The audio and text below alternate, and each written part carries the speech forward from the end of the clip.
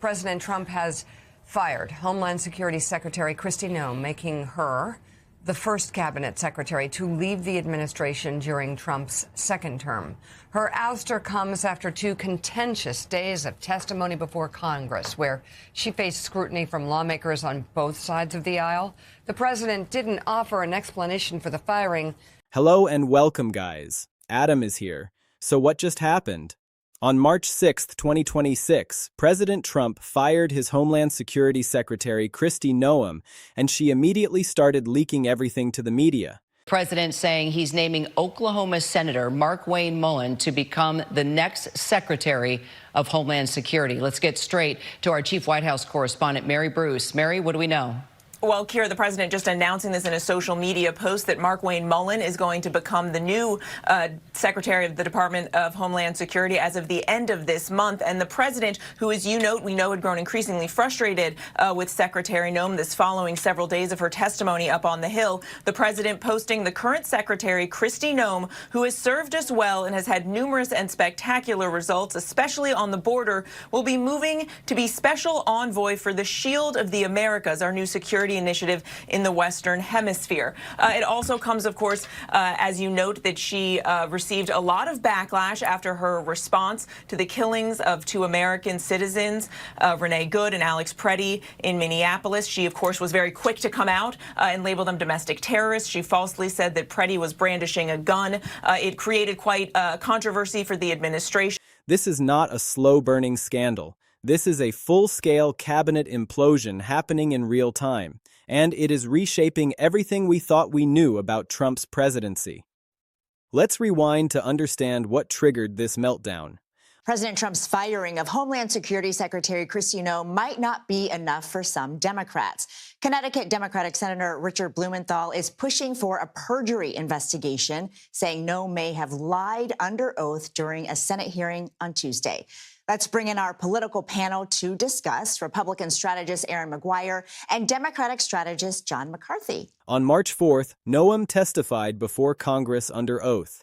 She told lawmakers that Trump personally and directly approved a massive $220 million no-bid advertising campaign for border security. She quoted him directly, saying, "I want you to do those for the border, and you should thank me in the ads." Apparently, Kristi Noem is speaking in an event right now. I'll try and figure out what that event is, but let's listen in. Just thank you for that, and know that we pray for you, that God will have his hand on you and your families and continue to bless you as you do your work. Now, in his State of the Union address just last week, President Trump reminded us of what it is every American's duty to do, and that is to serve the American people. That's what the government is to do, those elected officials and those that step up into public service, is to fulfill our duty to protect American citizens. She provided specific details about meetings during the transition period. She named people who were present. She gave context about how the campaign was developed. And she did all of this under oath, knowing that lying to Congress is a federal felony carrying serious prison time. The very next day, Trump went to Reuters and completely denied her account. He said, "I never knew anything about that campaign. I didn't approve it. I don't know who did approve it." He called her story false. And then, instead of defending her or explaining why he approved the campaign, he fired her. He decided she had become a problem. He decided she had to go. And that is when everything exploded. Noem did not go quietly. She did not disappear into private life. She started leaking immediately. She gave speeches in Nashville. She did media interviews. She went on the record and said, "Trump approved everything, and now he's throwing me under the bus to cover his immigration failures." She is telling anyone who will listen exactly what happened in those private meetings. And she is doing it with the credibility of someone who testified under oath and put her own freedom on the line. This situation is absolutely devastating for Trump because it creates a credibility trap he cannot escape. Either Noem committed perjury by lying to Congress about Trump's involvement, or Trump is lying to the American people about not knowing about the campaign. Someone is lying under oath or to the public. And based on the pattern of how these things work, it is far more likely that Trump is lying. Noem took an enormous personal and professional risk by testifying under oath. She provided specific quotes and details. She made herself vulnerable to federal prosecution. Why would she do that if she was lying? It makes no sense. But Trump denies it anyway because he wants to distance himself from a controversial spending decision that looks terrible. Let's walk through the timeline because it matters. During the transition period before Trump's second term began, he met with Noem and other incoming cabinet members. According to Noem, Trump praised her work. He was excited about her leadership at DHS. They discussed border security and immigration strategy. And at some point, Trump got the idea for an ad campaign. He was apparently inspired by Noem's successful tourism commercials from South Dakota. Those ads were effective and memorable. Trump thought, why not do something similar for border security? So he told Noem to create them. He told her to work with a campaign firm to produce ads focused on immigration enforcement. And that is how the $220 million campaign was born. Here is where things get complicated. The campaign was awarded as a no-bid contract. That means they did not put it out for competitive bidding. They did not ask multiple companies to submit proposals. They just gave the contract to a specific firm without any competition. A campaign firm ended up getting around $226,000 from the overall $220 million, which is actually reasonable for that kind of work. But the problem is the entire contract was awarded without competitive bidding. That is highly irregular and drew immediate criticism from both Republicans and Democrats in Congress. Lawmakers looked at this and asked, why are we spending $220 million on advertising without letting other companies bid? Who approved this? What was the justification? According to Noem, the answer is simple. Trump wanted it done this way. He wanted the ads made quickly. He did not want to wait for a lengthy competitive bidding process. So it got done as a no-bid contract. But when the media started asking questions, Trump panicked. He did not want to defend approving a massive no-bid government contract. That looks bad. That raises questions about his judgment and whether he is wasting taxpayer money. So instead of defending the decision, he decided to deny he ever approved it. He decided to fire Noem to make the problem go away. He thought if he ousted her, people would stop asking questions. But Noem was not going to take the fall for something Trump approved. She started leaking details to the media. She started telling people what actually happened in those private meetings. And now Trump is in a position where his own former DHS secretary is contradicting him publicly about whether he approved a massive government spending campaign. That is a credibility disaster. There is another layer to this story that makes it even more explosive. There are reports and allegations that Noem was involved in an inappropriate relationship with Corey Lewandowski, Trump's political advisor. Rumors of an affair have been circulating. Some accounts suggest Trump found out about this alleged relationship and decided he could not have her in his cabinet anymore. He could not have his DHS secretary involved in what appeared to be an affair with one of his close advisors. It would look bad. It would undermine her authority.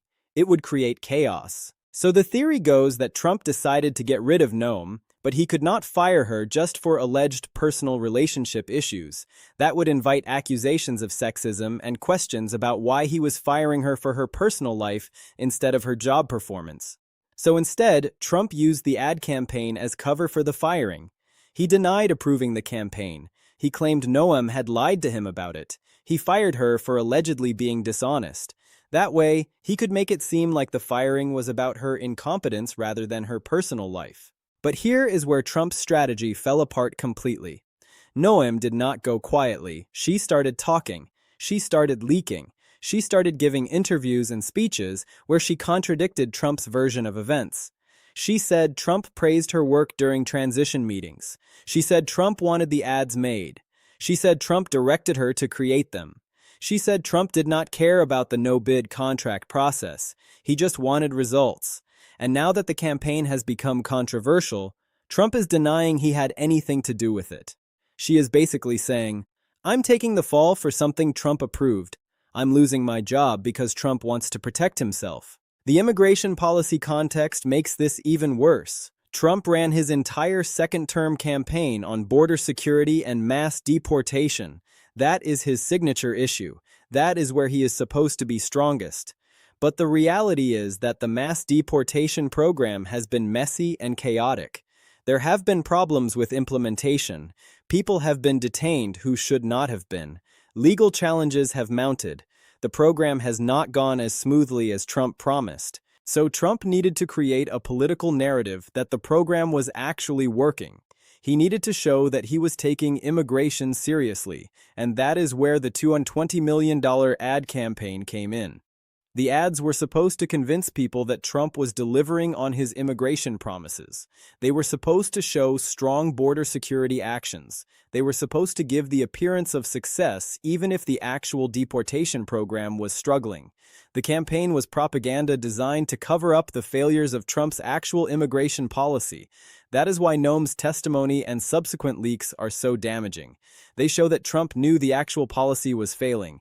He knew real border security actions were not producing the results he promised, so he spent $220 million on ads to make it look like things were working better than they actually were. He spent taxpayer money on political messaging instead of actually solving the immigration problem. This situation also parallels what Marjorie Taylor Greene did just days before. Greene broke ranks and went public with allegations that Trump admitted to using tariffs as smokescreens for distraction. She exposed Trump's alleged third-term plans. She talked about private meetings and private conversations. And now, just days later, Kristi Noem is doing the same thing. She is breaking ranks. She is talking about private meetings. She is exposing Trump's alleged statements. She is contradicting Trump's public denials with accounts of what he supposedly said privately. This is not coincidence. This is a pattern. This is a signal that Trump's inner circle is collapsing simultaneously. Multiple people who were close to Trump have reached the same conclusion that Trump will not protect them and that they need to protect themselves by telling the truth about what happened. That is a major political problem because it shows a complete collapse of loyalty in Trump's cabinet. It shows that people cannot be trusted to remain silent about Trump's behavior because they know he will throw them under the bus anyway. Let's break down what this means for Trump's political future. First, the immediate credibility damage. Trump now has his own DHS secretary testifying under oath that he approved something he publicly denied approving. That is an impossible position. Either Trump is a liar or his cabinet member committed perjury. Given that Noem took an enormous risk by testifying under oath, the credibility advantage goes to her. And that is going to haunt Trump through the midterms and beyond. Second, the cabinet loyalty crisis. Noem was Trump's appointee. She was supposed to be loyal. But the moment Trump threw her under the bus, she started leaking. That sends a powerful message to everyone else in Trump's inner circle. It says Trump will not protect you. It says loyalty to Trump is a one-way street. Once people realize that, they start protecting themselves. They start distancing themselves from Trump. And that is the beginning of the end for any president's ability to govern. Third, the pattern of simultaneous defections. Within days, Greene broke ranks and now Noem is breaking ranks. That is a cascade failure. Once it starts, it accelerates. More people break ranks. More leaks happen. More stories come out. Pretty soon, the president is completely isolated with nobody left to defend him. Fourth, the midterm implications. Republicans are supposed to be unified heading into 2026. Instead, Trump's own cabinet members are breaking ranks and exposing chaos inside the administration. Swing voters see this and think, maybe these guys aren't capable of governing. Independent voters get nervous. Even some Republican voters start questioning whether being associated with Trump is a good idea. Polling already shows 52% of Republicans doubt Trump's team. That number is likely to go up. Fifth, the immigration policy exposure. Trump's entire brand is being tough on immigration, but the Noem situation exposes that his immigration policy is actually failing. It exposes that he knows the policy is failing and is spending hundreds of millions on propaganda to cover it up. That undermines his claim to be effective on immigration. Sixth, the broader pattern of dishonesty. Trump denied approving the campaign, but Noem testified under oath that he did. Trump has a pattern of denying things he later has to admit. Every time this happens, his credibility takes another hit. Over time, that adds up to a cumulative credibility problem that is hard to recover from. What comes next? Expect more leaks from Noem. She is only getting started. Expect Trump to attack her relentlessly, but those attacks will likely backfire by drawing more attention to her allegations. Expect more cabinet members to break ranks if they see Noem getting media coverage and telling her side of the story. Expect Democrats to hammer Trump on this. Expect the media to stay obsessed with this story for weeks. Expect polling on Trump's honesty to continue declining.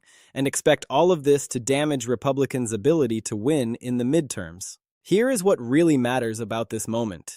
It is not just about the $220 million ad campaign. It is about what that campaign represents. It represents Trump's willingness to spend enormous amounts of taxpayer money on political propaganda without competitive bidding. It represents his poor judgment about spending priorities. It represents his inability to admit when something has become controversial. It represents his reflexive response to fire people rather than take responsibility. It represents his willingness to deny approving things he actually approved. It represents his pattern of promising results he cannot deliver and covering up failures with advertising. All of that adds up to a picture of a president who is losing control of his administration. A president who is making enemies out of his own cabinet members. A president who is increasingly isolated and surrounded by people who no longer trust him and are willing to break ranks and expose him. That is the real story. And it is not going to get better for Trump from here.